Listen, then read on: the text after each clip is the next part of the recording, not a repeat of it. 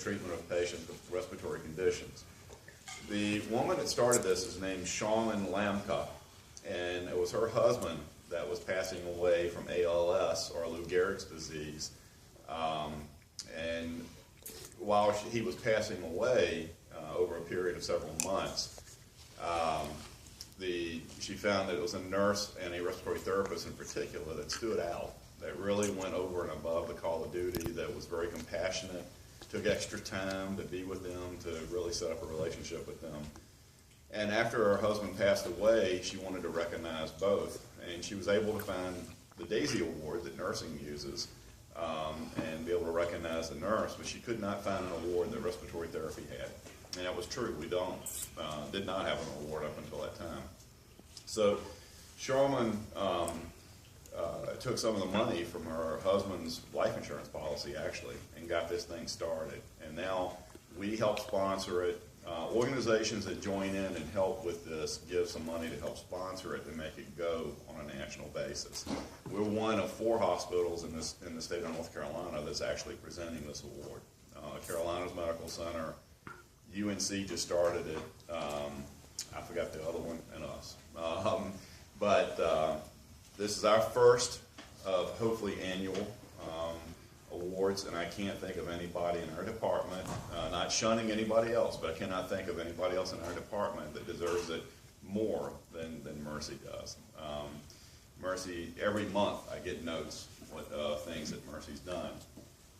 A couple of those notes that came across on the forums. One is from one of her co-workers, Sharon Brown, which is one of the nurses out on MIU. Mercy does an outstanding work on MIU, especially with RIU level patients. Not only does she provide compassionate care for her patients, she also takes time to make sure they are educated and prepared to take care of themselves at home. She goes above and beyond for her patients. She works to get her long-term vent patients outside into the garden area.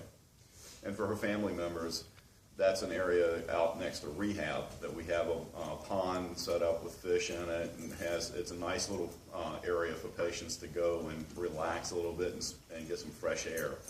And Mercy makes every chance she can to help get those patients out there. Mercy assisted with an end-of-life patient a few months ago. The patient had listed what he wanted to do before death. Mercy made sure that he was able to complete his list. He stayed alert and oriented throughout the process. Mercy asked to stay with the patient, and when everyone was emotional, including the patient, she was there to provide support to the family and the patient. Excellent care, Mercy.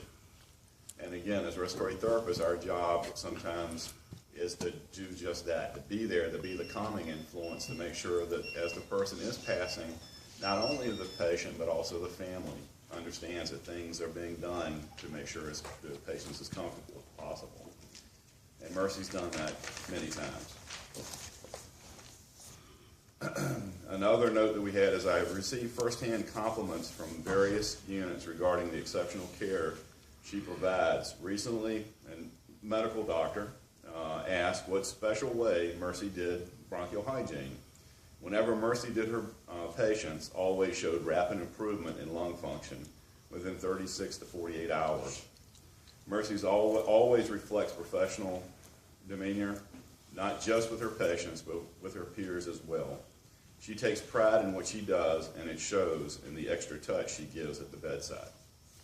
And that physician also stated that he was planning on doing what we call a bronchoscopy, where they pass a catheter down the nose and help open up the lungs. And because of several patients that he had that Mercy had done the bronchial hygiene on, he did not have to do that procedure.